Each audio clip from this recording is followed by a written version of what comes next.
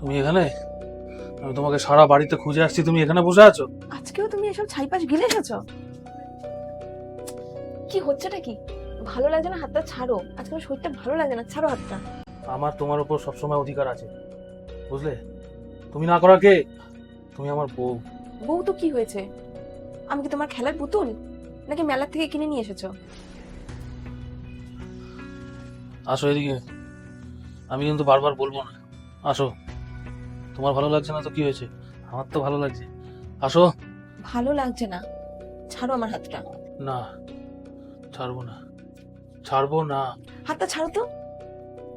আর হ্যাঁ, একটা কথা মনে রাখবে, বিয়ে করা বউ হলেও ইচ্ছার বিরুদ্ধে গিয়ে জোর জবরদস্তি করলে সেটাও কিন্তু ধর্ষণ।